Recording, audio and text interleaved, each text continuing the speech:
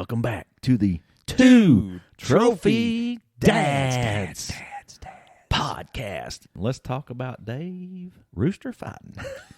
Oh, that illegal sport here in southeastern illegal Kentucky? sport. If y'all remember, let me get country right here, because y'all know we from the South.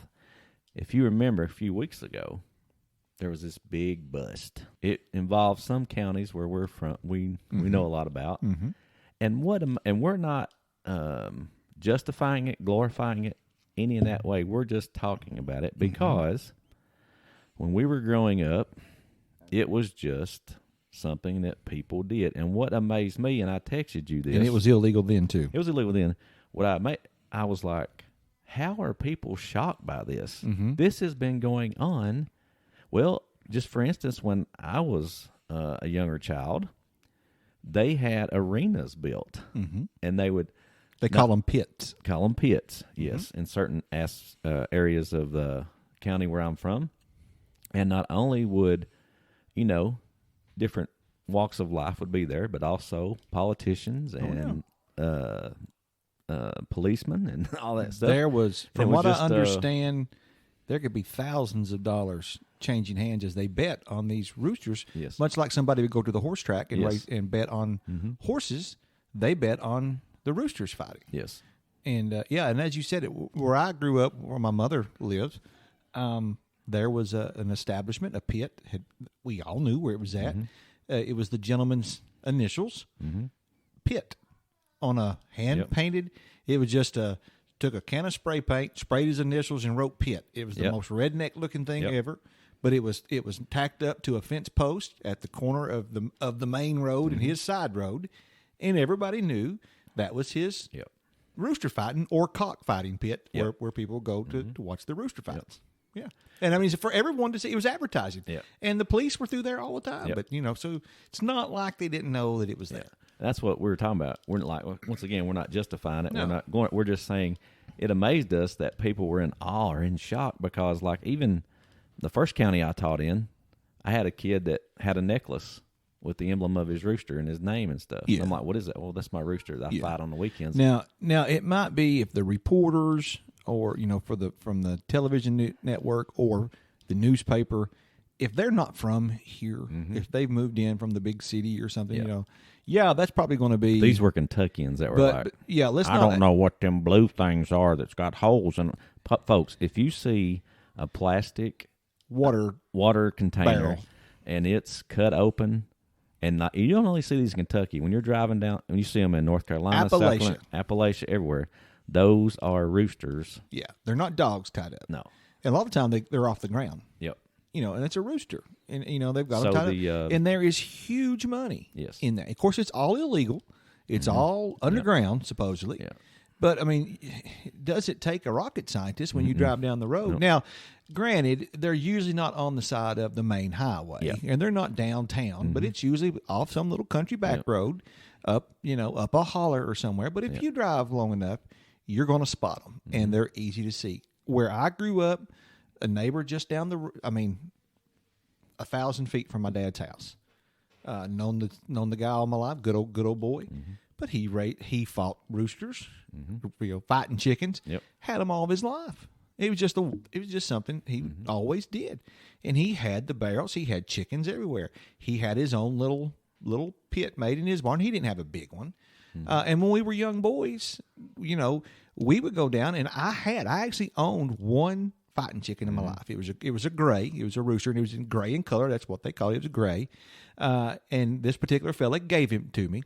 And we would try to fight them, but we did not do anything like put You didn't get the razor blades and claws. No, we out, didn't right? put the razor blades or the big spurs or they'll put like The switchblades heinous on stuff, them, yes, everything in the world. We just let the chickens fight, and we never let the chickens. If we saw one was getting whooped, we stopped because we didn't want our chicken to die. No. It was the only one I had, Right. and but mine, I don't know whatever happened to it. He got away. And Didn't you have a funny story about going? Yeah. To. I've been to one. Have you ever been to a chicken fight? No. No. Okay. I know exactly where they were, but I never did go. Yeah. Now, like I said, I have as boys we would fight a few roosters. I didn't do it a lot. I probably I could probably count on one hand the different times that us boys would play around with the roosters there and try to get them to fight.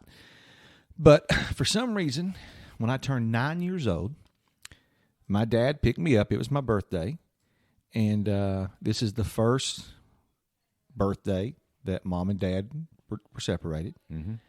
And why my dad took me to a rooster fight. Let's celebrate and go to a rooster fight. Yeah, that's where we went. I don't even remember. I don't even remember getting a present. Cock-a-doodle-doo, Dad Dave. took me to, and beat it all. It wasn't a mile from where I had lived. It was in a neighbor's barn. Did you ever get an explanation why you went? No. Cock-a-doodle-doo. I never asked.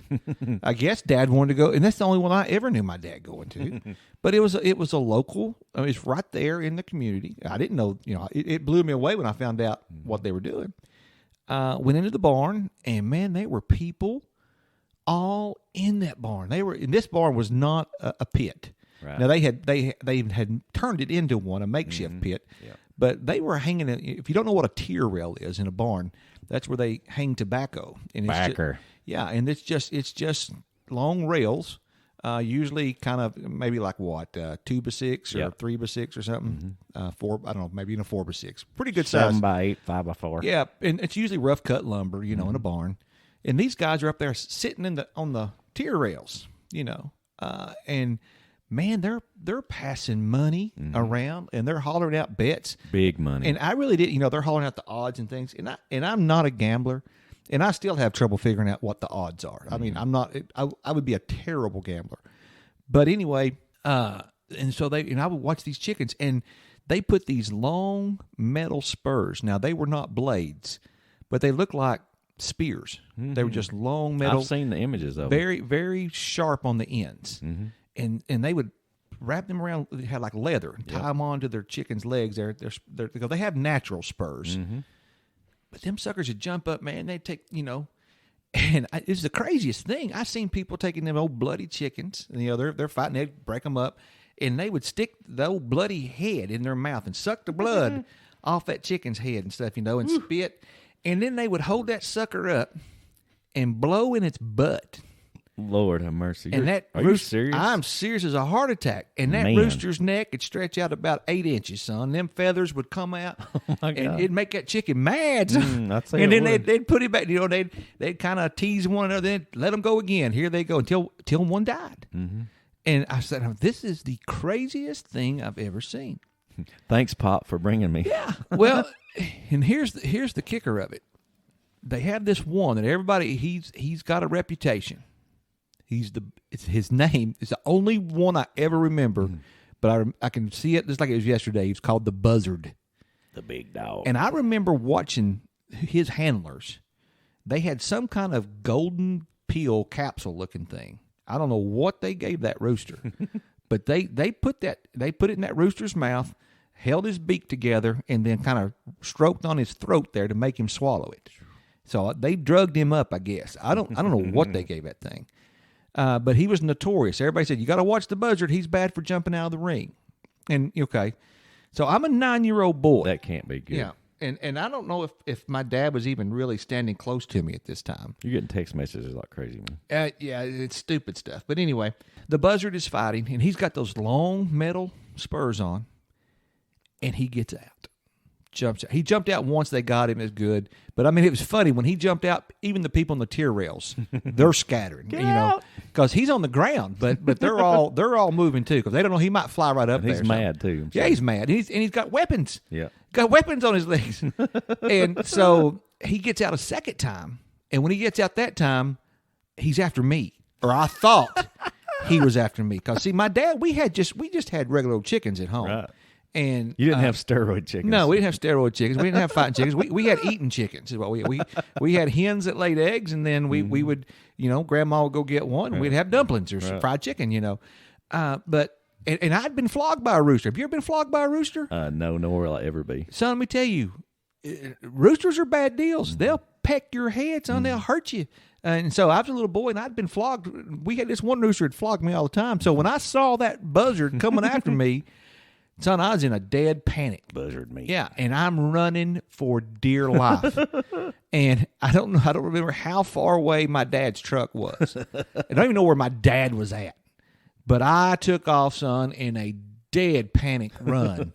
Ran all the way to my dad's truck. What stopped me is I grabbed hold of the door handle and my feet kind of flew up, as I'm trying to stop. Right. And it's a 78 Ford, the old push button, to get in the handle. Yeah. Got the door open, closed that door, and locked it. I was terrified of that stupid chicken. Buzzard ain't getting me. And looked around, the buzzard wasn't nowhere. I don't know where he went. And because when he took out that ring, I just knew he was after me. And all I could think of is that stupid thing's got those spurs on.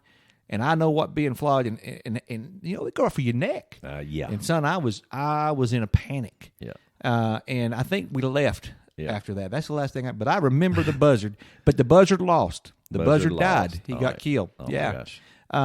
And then so he became buzzard meat. Buzzard meat. Yeah, they don't even eat them. But they don't eat game chickens. They don't eat them at all. They're skinny. They're not good for eating. Yeah. And that's sort of like what they say about the wild game turkeys that are out there. Their legs and stuff are so lean that it's really not that good meat to eat and stuff. I've heard that.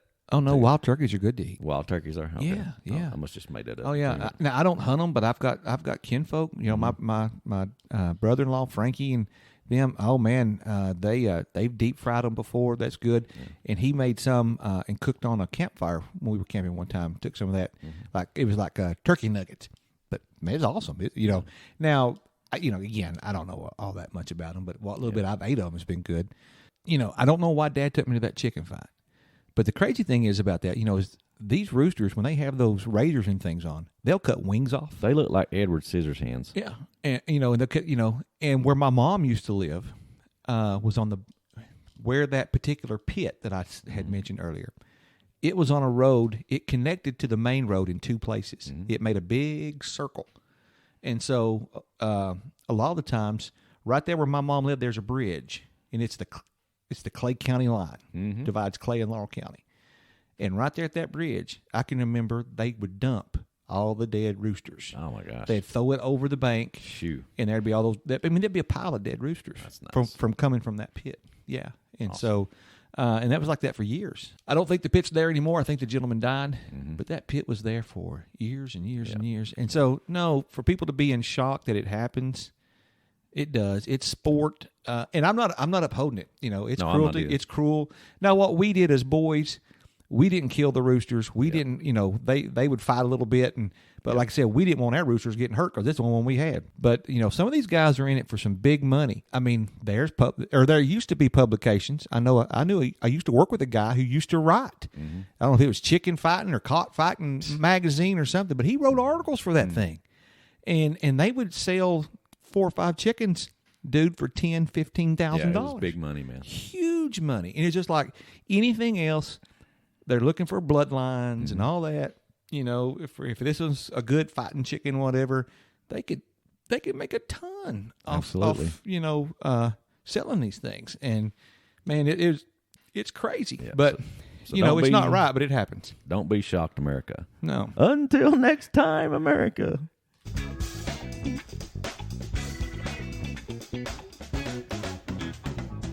Woohoo! We're recording again. Are we still recording? Yes. Mark Motors.